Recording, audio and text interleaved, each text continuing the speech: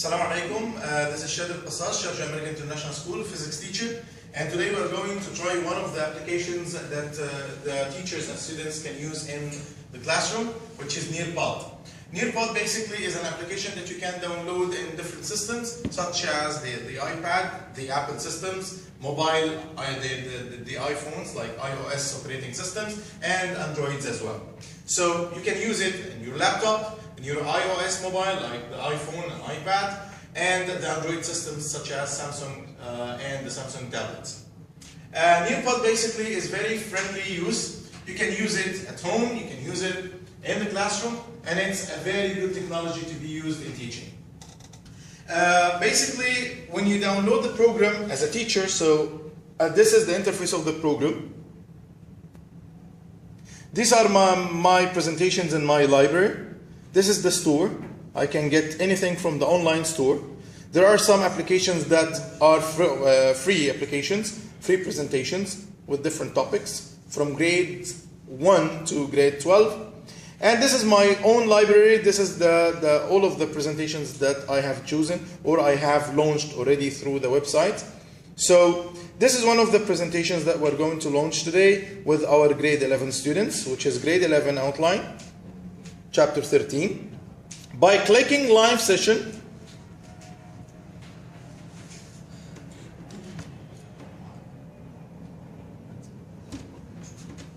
this is the pen that I should give to my students, and the pen is R-O,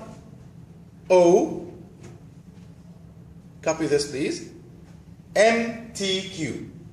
Again, R-O,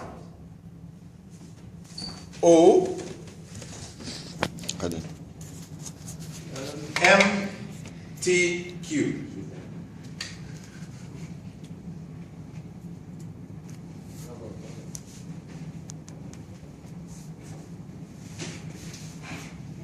So, as it appears to me, I have 4 students, and this is my teacher's interface here. It shows 4 students: Ahmed Al-Amiri, Isa Swedi, Omar Abdul Qadir, and Rashid Al-Ansari. And this is the interface of the students, so they can figure out or they can follow up with me during the session. By launching the presentation, we can start now. Section 1, characteristics of light. Our objectives basically are 4 objectives. Identify the components of electromagnetic spectrum. Calculate the frequency and wavelengths of the electromagnetic radiation. Recognize the light that has finite speed. And finally, to describe how the brightness of a light source is affected by distance. Electromagnetic waves. What is an electromagnetic wave? Electromagnetic wave, basically, most of the waves that you are facing or you are observing in your everyday life is an electromagnetic wave. Such as the visible light that you receive from the sun, such as the radio wave that you are using in your mobile, the microwaves that you're using in your kitchen, X-rays that you're using in hospitals.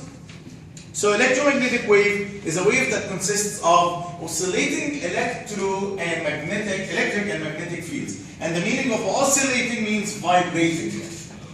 Light is a form of electromagnetic radiation. So the electromagnetic radiation is not only light. So the electromagnetic spectrum includes more than visible light. So visible light is just one example of the electromagnetic spectrum. So when I say EM wave, it's not only the visible light. It has 7 spectra. 7 spectra. Each spectrum has its own wavelength and frequency. And in front of you, you'll find out the classification of the electromagnetic spectrum. And the electromagnetic spectrum starts with radio wave, microwave, infrared radiation, visible light, ultraviolet, X-rays, gamma rays. Electromagnetic wave has all of the waves, all of these 7 spectra, they have the same velocity, they have the same speed, which is the speed of light.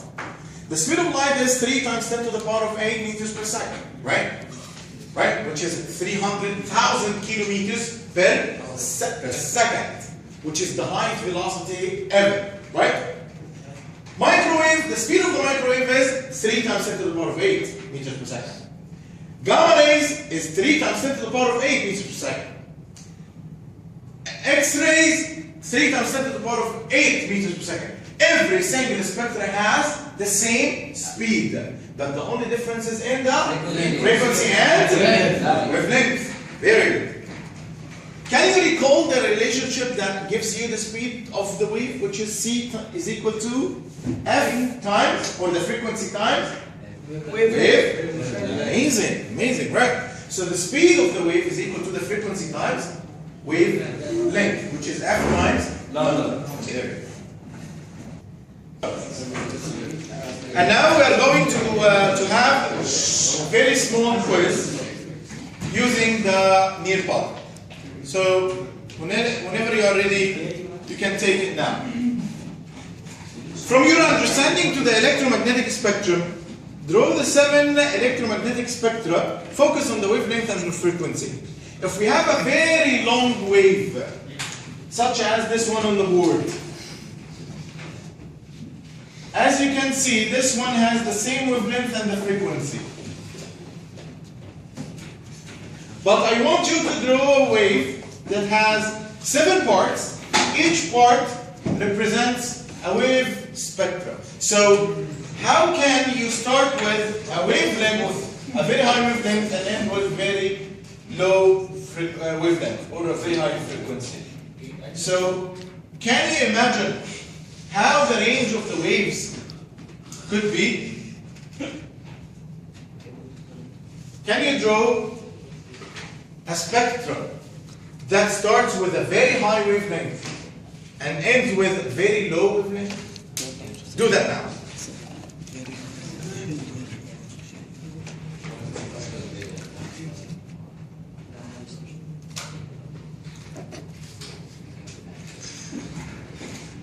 And when you are done, submit your answers, please.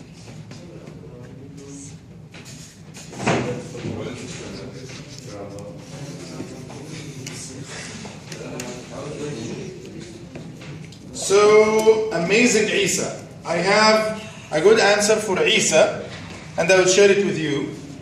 Which is everybody you have seen. Can you see the answer? Yeah, very good, amazing. My teaching interface here, I can view the answers of my students and compare them. I can share the good answer here with them so they can share it together. I can show the scores as well and the data analysis here.